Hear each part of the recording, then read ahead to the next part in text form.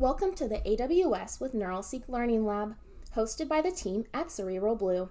Our goal is to provide you with the essential knowledge for provisioning NeuralSeek and integrating it seamlessly with both an AWS Kendra Index instance and an AWS Lex virtual agent. By leveraging the combined power of NeuralSeek and AWS's pioneering technology, prepare to enhance your technical expertise and optimize customer engagement strategies. We have a commitment to transparency and want to disclaim that participants are to come prepared with the necessary resources to fully engage in the practical exercises. We recommend having an active instance of NeuralSeek paper answer subscription. Our team will provide credentials for AWS Kendra and AWS Lex prior to the lab. We encourage participants to take advantage of the free trials and subscriptions available, but it is the responsibility of each participant to understand and manage the associated costs related to the use of NeuralSeek and any other integrated services within their AWS Marketplace environment. Kindly ensure that all necessary resources are set up and accessible prior to beginning the Learning Lab for a seamless and enriching experience. If you would like to connect with our technical team on a 15-minute call to provide any of the listed resources, please schedule utilizing our Calendly scheduler or emailing general@cerebralblue.com. All right, today, welcome to our AWS Learning Lab. I'm RJ, part of the NeuralSeek team, and we're going to walk through setting up NeuralSeek Answers as a Service on AWS. So today, you won't need to bring Amazon Kendra with you. We provisioned that and did a web scrape of our documentation already, so we won't need to wait for that to web scrape and process. Right now, we're going to go over Module 1. So I hope that everybody has the labs link. If you do not, it is labs.neuralseek.com. And we're going to go ahead and check out Module 1, no code required. Purpose of the lab is to provide users with the essential steps on how to effectively incorporate NeuralSeek into your virtual agent platforms. So we're going to get started. I'm going to launch Module 1.1, NeuralSeek, and log into my AWS console. This is my AWS console. So the first step, we're going to get NeuralSeek provisioned. So we're going to go to the marketplace. And off to the left side, we just have this sidebar and discover products. This is one of the many ways you can access NeuralSeek on AWS. So I'm just going to search really quick.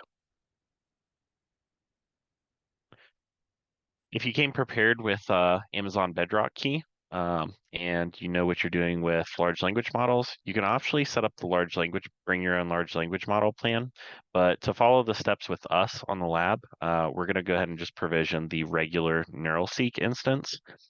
The BYOM only lets you choose your large language models, like if you have Amazon Bedrock with like Claude or Titan. Otherwise, you can use those instead of our curated model. I'm going to pause you just one moment, RJ. I apologize. Could somebody in the chat just confirm that they're able to find the right instance of NeuralSeek? Just type right in there like, okay, or set up on AWS Marketplace NeuralSeek.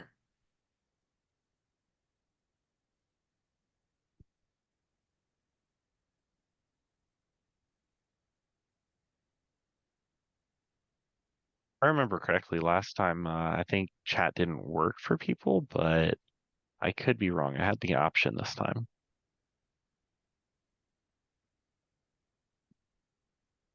All right, it's looking like we're getting it in there and set up. And I am seeing a chat come through on my side. So RJ, just keep on going. I apologize for interrupting you. No worries. Great. So we're on the NeuralSeek Marketplace section. I'm just going to go ahead and view my purchase options. We can review the pricing here. I ran through the cost of this lab the other day, and it cost me about $1 to run through the steps verbatim.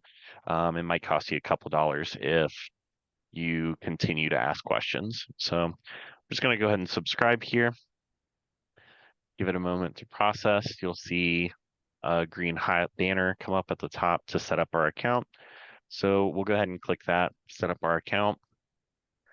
And here we are landed to the instance control launcher. So we can take a moment to review our options here, but ultimately we're going to create a user. So here's where we create users, logins, and ultimately instances. So I'm just going to toss in my work mail and add a user. Any email will work here that you have access to, and copy your password. This is a one-time password setup. You can change it using the forgot password later on. You can see that I don't have access to any instances right now. So we need to create an instance. So right here, we're on US West 2. We can hit this little blue button and add a new instance. That's all we got to do. We have a new instance created. So we probably want to rename this just for ease of navigation. You can go ahead and hit the little pencil button, rename it something like Learning Lab. This is optional. And we can see the name updated. From here, we have the instance, we have the user login set up. We want to map this to an instance. So you can do it from either side. You can either configure user access, or on the instance itself, you can hit the user add button and just add your username to that instance. Closing the window, I'll take a pause here just for a moment. We can see that access to one instance on my username, and the instance has one users allowed. Great. So next steps, we've got to get this configured. So I'm going to go ahead and load up the Learning Lab instance that I've created. Clicking on the name will bring you to the instance. You may need to sign in. That is okay. We are just going to sign in really quick with that email and password we just set up, and continue.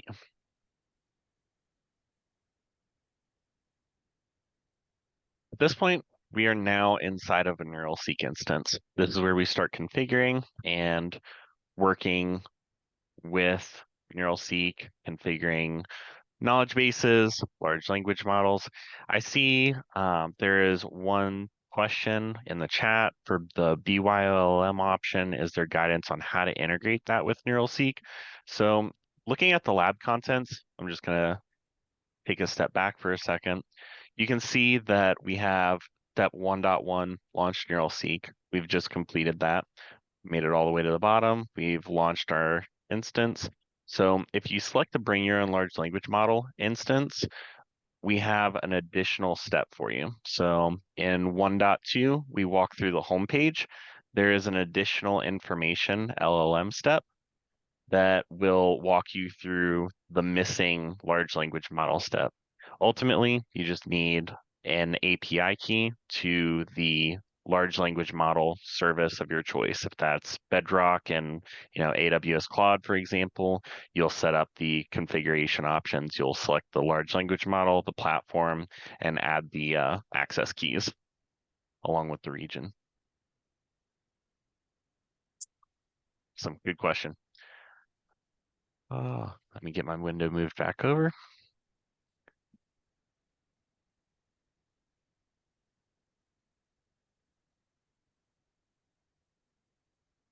Awesome. Okay, so we are on module 1.2, set up NeuralSeek.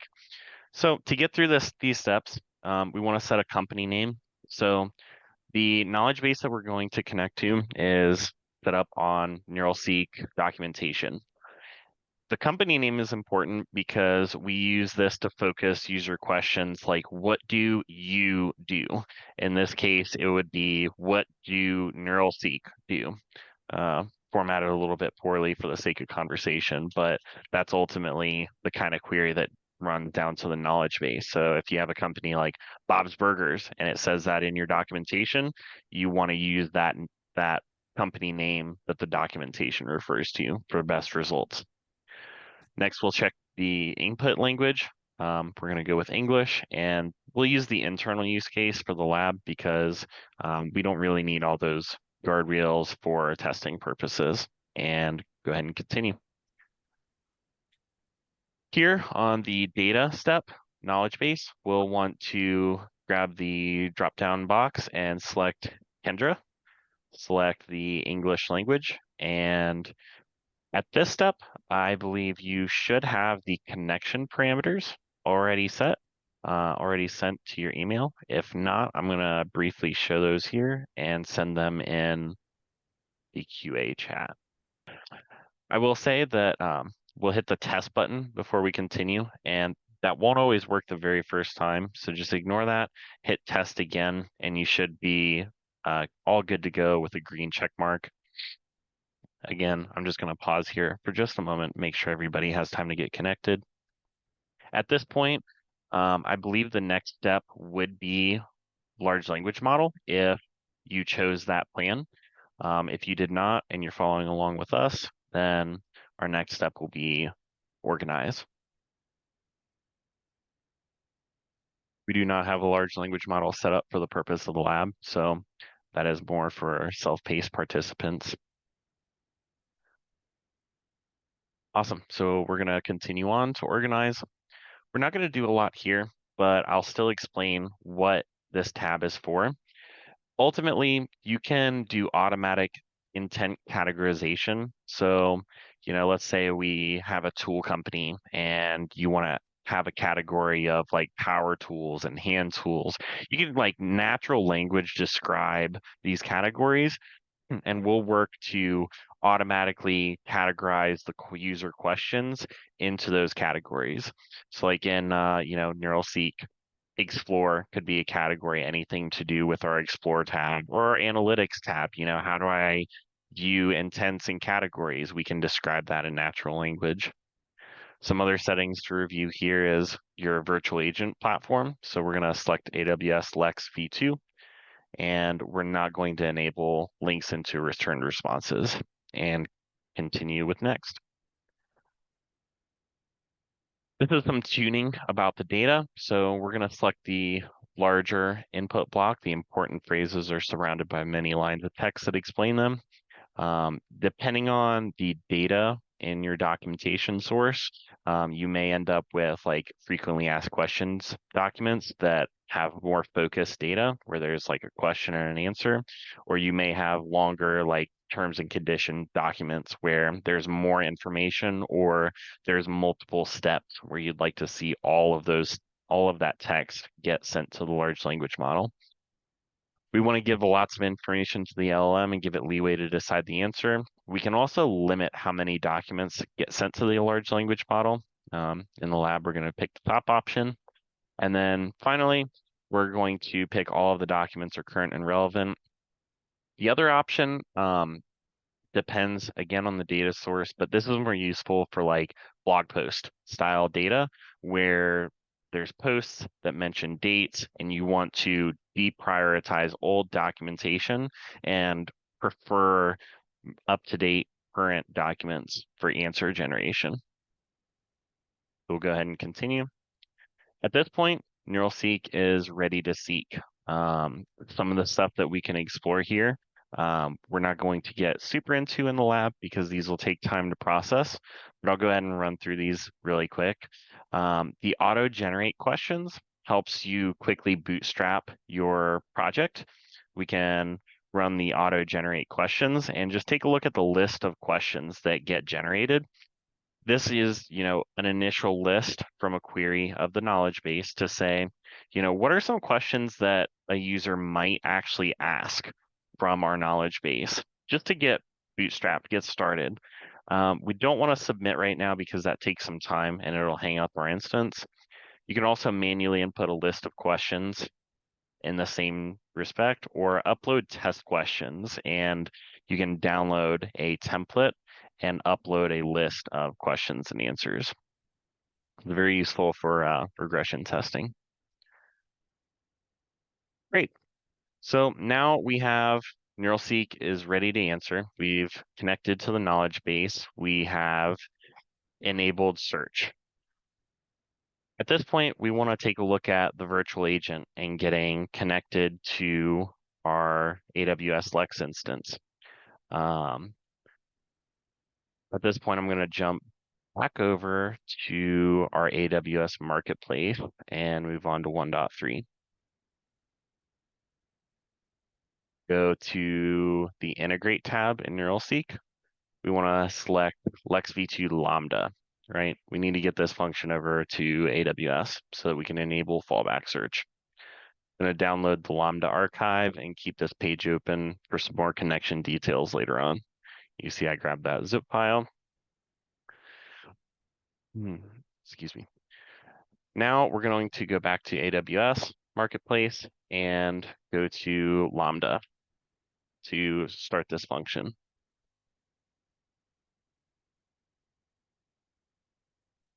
I'm going to go ahead and create a function. Rename this anything. I'm going to name mine Learning Lab. Node.js 20 by default is acceptable. And then we will create function.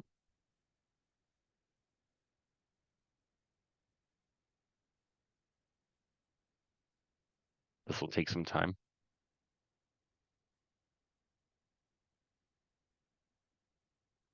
And we want to just upload from a zip file here in the code source panel.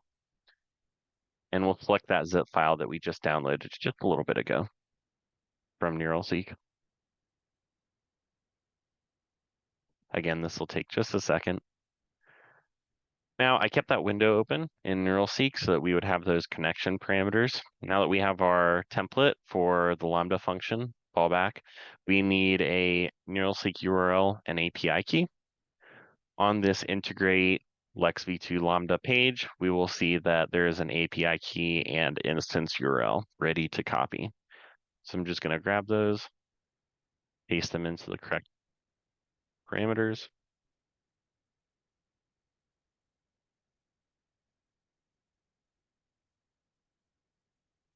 And deploy.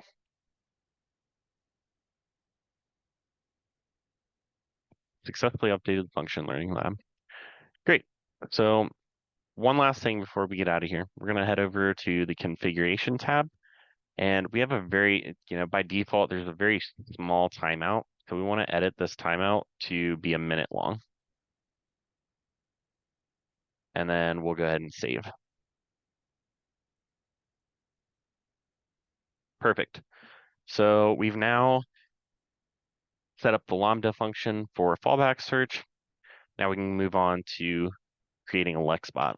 So I'm going to just search for AWS Lex. And create a bot. We're going to create a blank bot for the purpose of this demo. You can name it anything you want. I'm going to have test bot.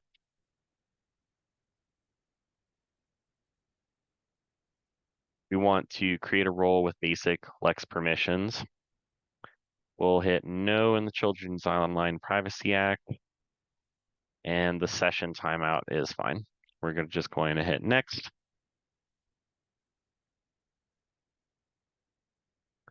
None of these settings need changed. And we'll hit done.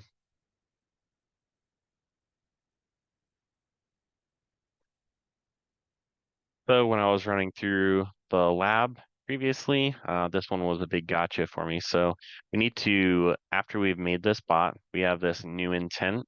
We need at least one intent in LexBot. So we're going to scroll down to the sample utterances and add an utterance. Can be anything. The default, I want to book a flight. Add an utterance. And then add initial response.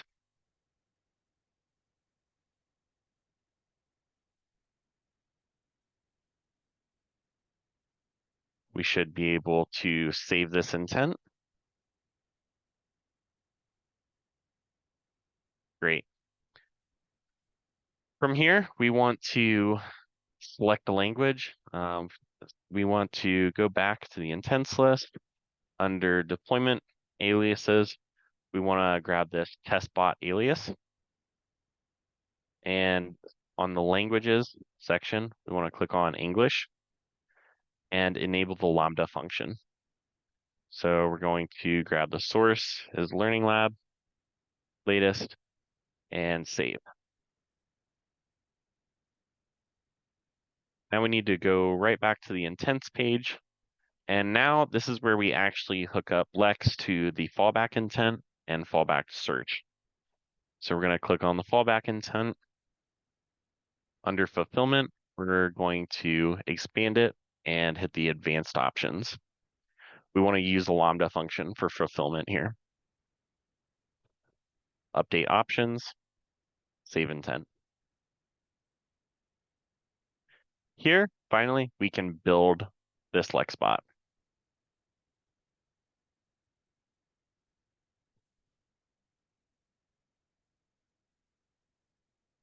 Sometimes this takes a moment.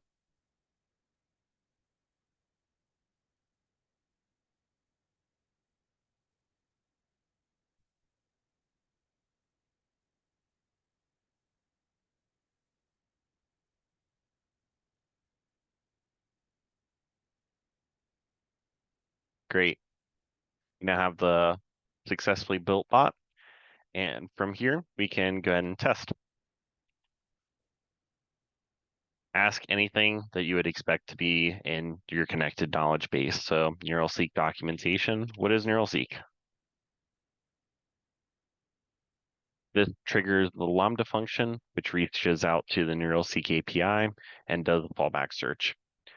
So the default template gives you a little bit more data than you would typically expect.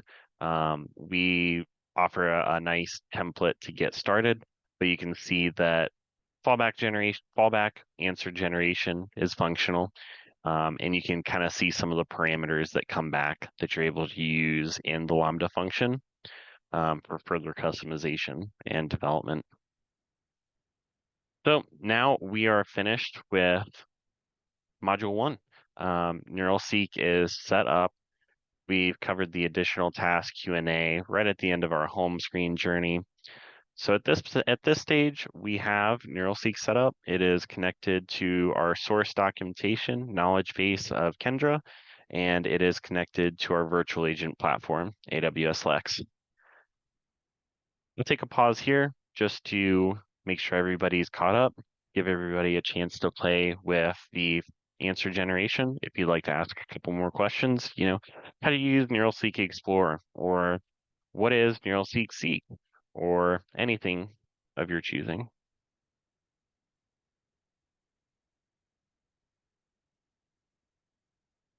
We're making great time, about halfway through the lab.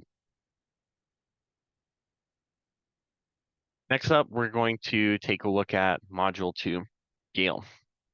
So we've completed setup, everything's working. So now we're going to take a little bit deeper dive into NeuralSeek itself and go ahead and start the Module 2 lab. Purpose of this lab is more to highlight the key features of NeuralSeek that are instrumental in training virtual agents. The reason it's named Scale is part of our UI. So Seek, Curate, Analytics, Logs, and Explore. Mainly our main features. So I'm loading into Module 2.1, NeuralSeek Seek, to get started. We'll head back over to our browser, load up NeuralSeek, and navigate to the Seek tab. So here we can, again, test questions, but we're going to see a little bit more granularity over just asking something in the chat and seeing a response, right? All those, all that JSON, all those parameters that came back in the Lambda template, you can see here. So we'll ask something that's not in the knowledge base.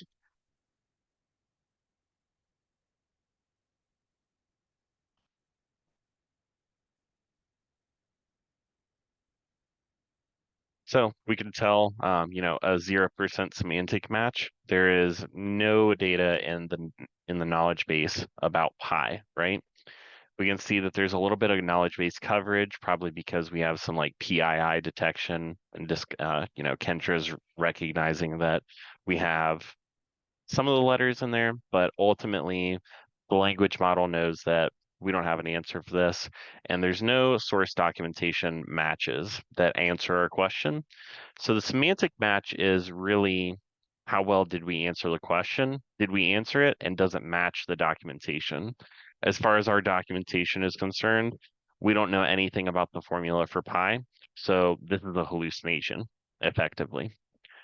So we can try asking it something that would have a high confidence. So what is NeuralSeek's peak feature? I would expect this to have a reasonably high confidence score, which anything over 10 to 20% we consider a reasonable score. It's very hard to get 100% just due to the variance in language generation. But you can see that we have a respectable semantic match score. We have some good knowledge base coverage, and the knowledge base confidence is reasonable. And you can see directly where the documentation was retrieved from. So like in this case, NeuralSeek, we can click on that answer provenance and see exactly where that text came from, down to the letter. That is the answer provenance. So we kind of highlight exactly where these words came from. It's a little more helpful to see where the answer provenance is and where your answers come from. This allows you to trust answers a little bit more. So let's try a more nuanced question, right? I'm going to grab the one out of our lab, and why would you use NeuralSeek over just ChatGPT, right? Check this out. We'll get a great answer from it. Again, hovering around like a 30% semantic match. It's a respectable score. We doubt that it's a hallucination. And we can kind of take a look at the answer, right? It's generated it from a couple different documents, but still is mostly from our documentation, which is good. We can even drive down to like statistical details and see how many source jumps there are, the deviation, the longest phrase that comes from the documentation, and some terms that we don't know anything about. For instance, ChatGPT, it's not mentioned in our docs. You'll see in the lab guide a little more detailed descriptions of everything, but the highlights are here: total response time, how long it took from the user hitting submit to us seeing an answer. Semantic score is how well we think we answered the question, some analysis about why we think we gave it this score, and some knowledge base details. Here, you can even ask more questions should you choose. How does NeuralSeek protect private information, and so on and so forth. This is very similar to our website chatbot. So if you go to neuralseek.com and view our Watson chatbot, it answers a bunch of these questions. Awesome. So we're going to check out module 2.2, curate. 2.2 is focused on the Curate tab. So you can see that I've already asked a few questions. So we'll head over to the Curate tab and check out some of this stuff. We have a bunch of information here that we can break down. So like I just asked, NeuralSeek private protect. We can look at all of this data, how much knowledge base coverage there was, how confident we were in the answer, how many questions that we were able to generate from this, and all of the generated answers. So one of our first tasks is to kind of compare some of the confidence scores. So you can see under formula for pi, right? Answers not provided in the given documentation. We have a 0% semantic match. If we wanted to answer this question, we would need to update our documentation. Now, on the other hand, we have, something like what is NeuralSeek, right? That we asked way at the beginning of the lab through Lex. We have a great answer, and we have a very respectable confidence score of we think we did okay at answering this question. Even though there wasn't a lot of coverage, we still had a good answer. Next up is caching. So we can talk about this a little bit. Heading over to the configure tab, we can look at some of the cache configuration options. So if we enable advanced options, go to intent matching and cache configuration, there's a bunch of options here. We can select how strict we want to be about matching intents. Maybe I ask about, how does NeuralSeek handle PII, or how does NeuralSeek handle personal information? You might be able to get those to group into the same intent. particularly if you edit an answer and then want users to hit that edited answer more frequently, you can select how strict that intent matching is.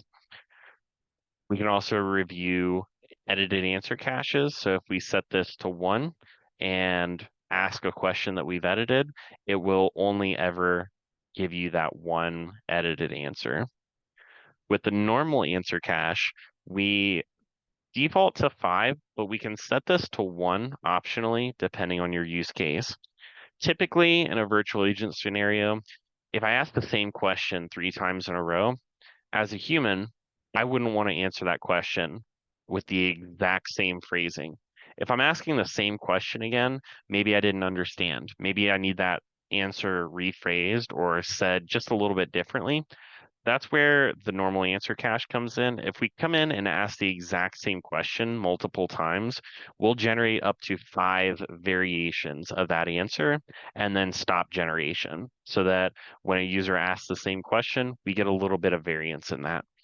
We can set this to 1 to as soon as a user is asked a question, we've generated that answer, we've cached it, and we will always give you that same answer. Again, it varies greatly depending on the use case involved. So, taking a look at this, let's just set your edited answer cache to 1 and the normal answer cache to 1, and we'll go ahead and save. Going back to the Curate tab, we can take like this formula pi one, and we can put something silly in here.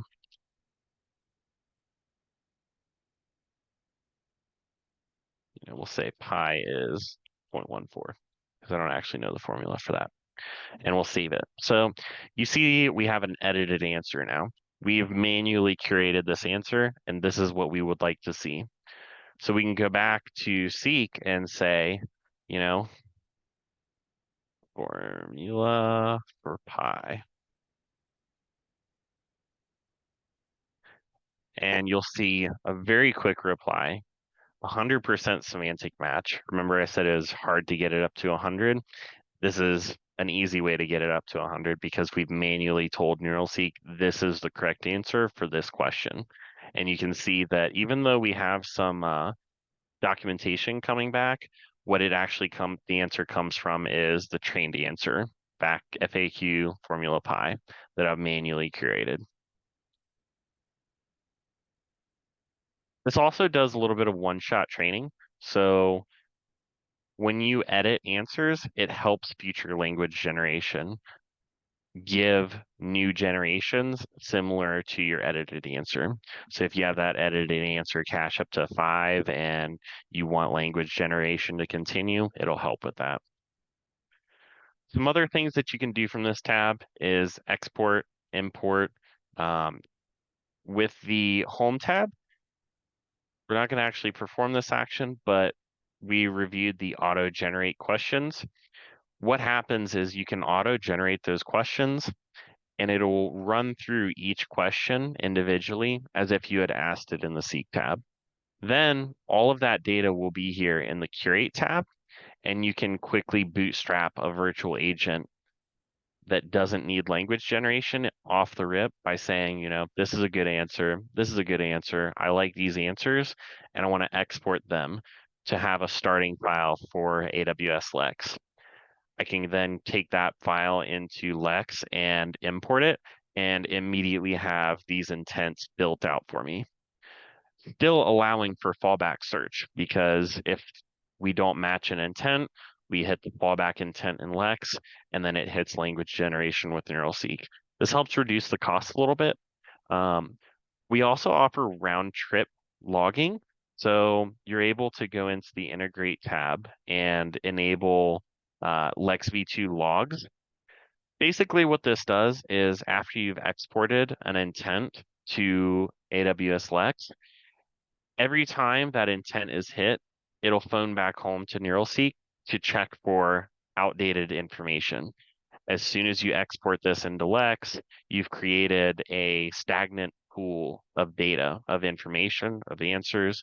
So it helps you keep that data up to date. Even though you've exported it and created a static pool, we'll still help you keep track of it. This also helps with cost a little bit with the per language generation charge. If we don't reach out to NeuralSeek for new language generation, there you are. You can also import base Lex files. So if you export it from Lex and you want to import it right back in here, we can grab that base file from Lex and it'll let you know that, hey, this is already in your base file. Maybe you want to update it, override it, or maybe you say, oh, these are already in there and I want to get rid of them and just add my one edited answer. Then you have a merged bot file. Some other things you can do is download all of these to CSV. This allows you to pass these off to like a subject matter expert to edit answers. Let's say you have 50 answers in here generated. You want a subject matter expert to review it. And then finally, you can come here with that new CSV and load the Q&A right into the Curate tab. This also serves as a backup and restore mechanism. Awesome. I think I've reviewed most of the key points here. As always, feel free to drop any questions in the chat as we go on. The next couple of tabs, the next couple of steps are a little bit more bare bones. There's not a lot to do in the analytics tab. So we're on module 2.3 in the analytics. Here, this is really where subject matter expert would find this more useful. We can view a look back period in the lab today. You're not going to have this look back period because, well, everything happened today. But you're able to get a high level overview of how well we're answering questions and how much documentation coverage we have. And you're able to drill down right into it without having to search. It's very convenient. At the top, we kind of get a language generated summary of how we can improve the documentation. Like, look, these are the questions that people are asking. These are the areas that our documentation is suffering.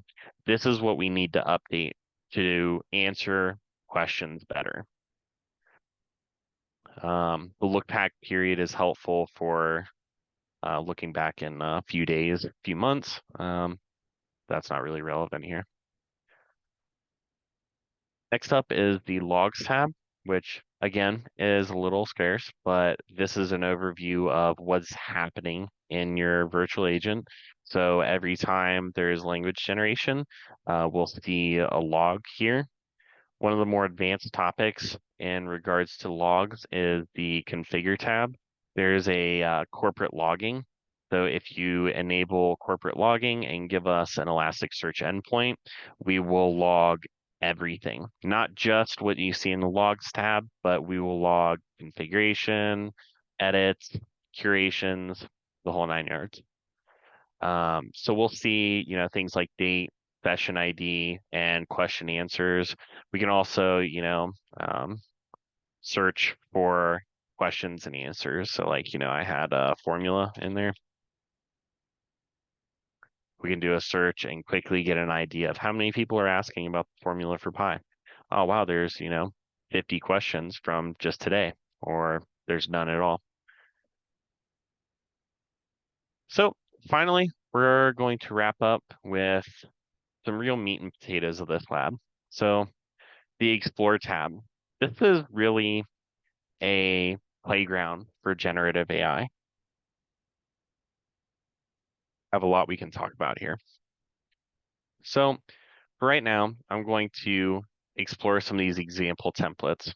If you're like me and you just automatically dismiss that pop-up, we can get right back there by hitting the load button near the bottom and load up the example templates. So for the first one, we're going to create a marketing email. So we'll click prospecting email, write a marketing email. Here we'll have some visual editor cards to review. The first one is a text-based LLM prompt, write an email marketing email based on this list. The next step is actually a chain. So it's not always visually clear, so I'm going to explain this. So we have website text here with a variable. What this is we have system variables that you can use and explore.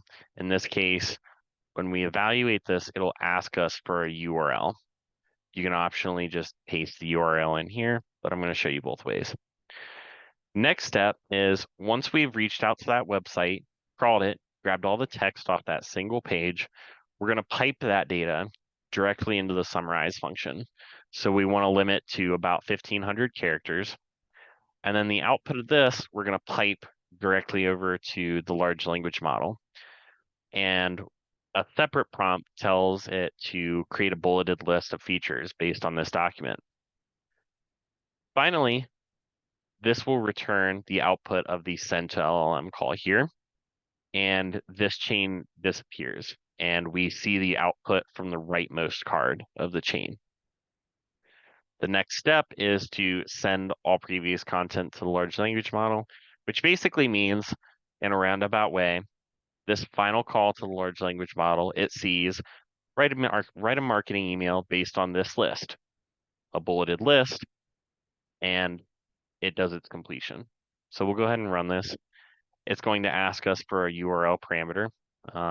For this example, we can use the one provided in the lab guide. It is our documentation on the Explore platform. A personal favorite here is Wikipedia. It offers a lot of text-based web pages, and you can almost always find some topic off of there that's relevant to your use case, your POC, or whatever you're working with. I like hot dogs on Wikipedia. It's a great one. So we'll see language generation starts with the bulleted list, and then we can see the language generation starts with the marketing email. We can kind of review this output. We can review how many characters were generated. The semantic match is a little less relevant because this came from a web source. And then we get a bunch of details about how this was generated, why it was generated, and system variables that are created during the Explore template. So if we use guardrails protect, it creates some system variables to help you with conditional flows. We can get real complex with this. So I'm going to finally take one step aside from the lab guide and say, we need to check out this Explore inspector up here before we move on, and just take a look at like the variable inspector. We can see the variable that we set, the step inspector. You can see the text, write a marketing email. This is where it gets really cool. You can drill down and see step by step where you went right or went wrong. So we can see step number 2 was a web crawl with the URL. And then we can see all of the text that came back from that web crawl. And then since you see the little chain icon, we know that it's a horizontal chain. They're all linked. So it piped the output from one to the other. We can see the summarize call, the output of that. We can see how we summarize the page and the text output. This is what the large language model sees in the next chained step, and the data that it's used with this prompt to create this bulleted list. Now, this bulleted list is combined with write a marketing email because it's the last step in the chain, and it gets sent to the large language model. And we see here the output of the large language model. Great. So I won't go over the debug tab again, but know that it's a very useful tool. Our second example is writing a memo with a knowledge base query. So we can kind of just hit the big red clear button here and load an example template. We'll write a memo this time. The reason we do this is it's a different data source, right? So we have text, write a memo to staff discussing the following capabilities. We have KB set up as Kendra, so we've already connected a knowledge base. So we want to run a KB a search against our knowledge base. Maybe this is usually best done with like keywords. So we'll just like type in explore as a keyword for the knowledge base search, and you see we have the text card, the KB search documentation card, and then send that to the large language model. So we're going to go ahead and evaluate.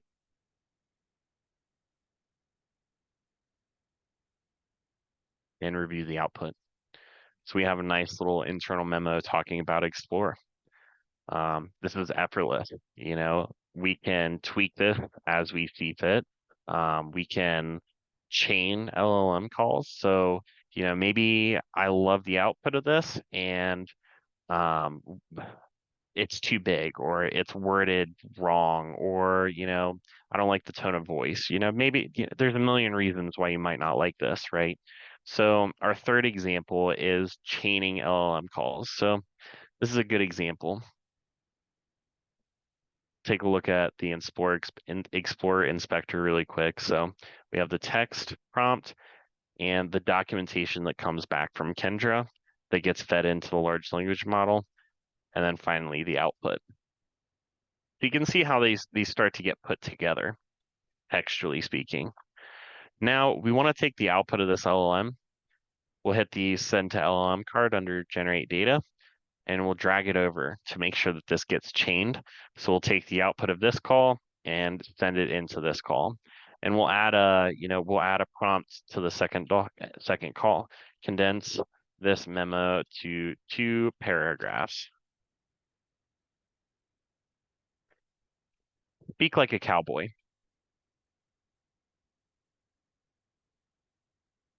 And evaluate. It's one of my favorite prompts, honestly. You see the initial memo gets generated slightly different, but similarly to the first one. And now we see the second memo gets generated from the first one. Taking a look at the inspector, we can see near the bottom the initial memo written from the documentation, and then we can see the chained step and see our, Western memo, so to speak. There's a million ways we can continue to play with Explore. I can sit here and talk about this all day, but I'll give you a high-level overview of some of the other stuff that we can do. I can save this as a template and call it from AWS Lex. We can do things like extracting data from spreadsheets. You can upload an Excel file and answer questions from that Excel file using table understanding.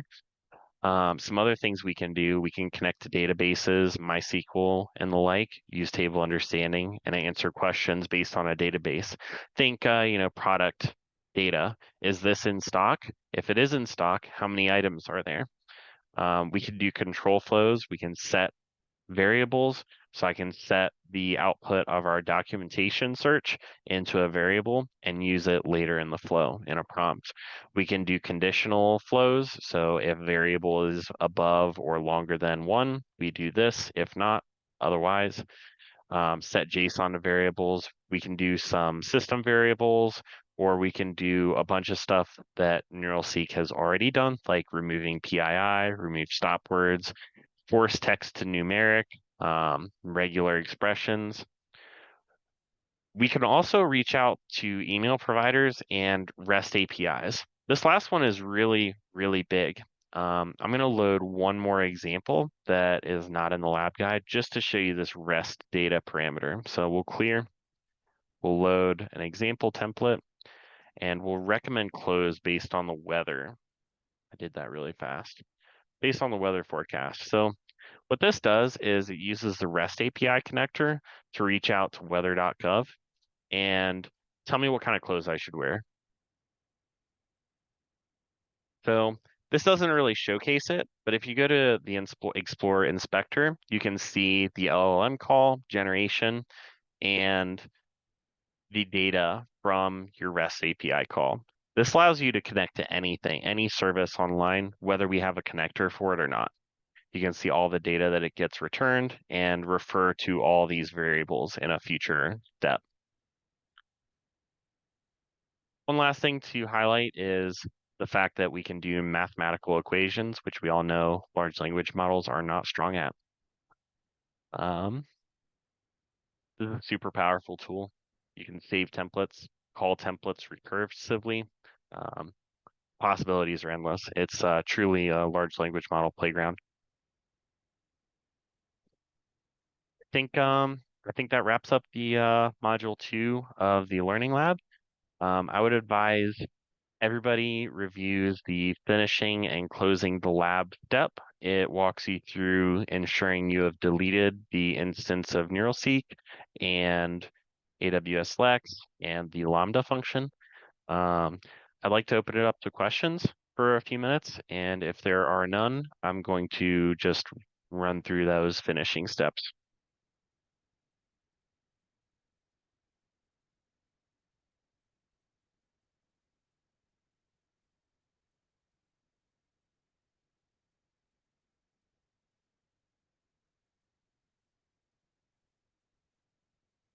I'll definitely give everybody time.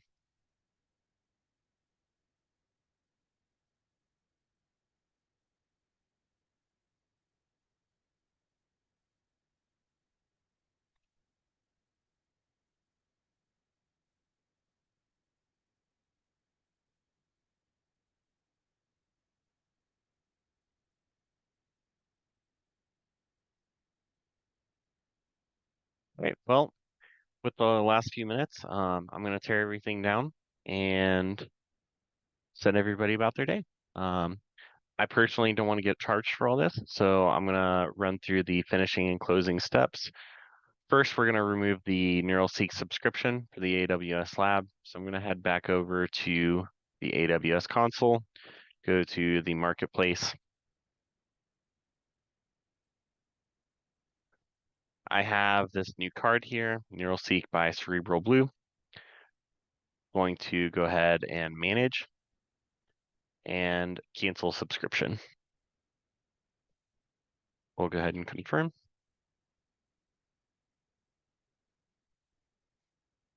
Successfully canceled subscription. Next steps, we're going to visit the Lex console.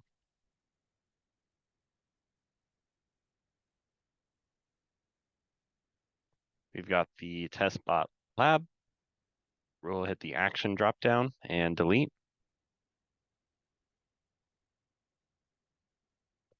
And then finally, we will go to the Lambda functions. We have our Learning Lab Lambda function for the fallback. We'll select it, actions drop down and delete and confirm.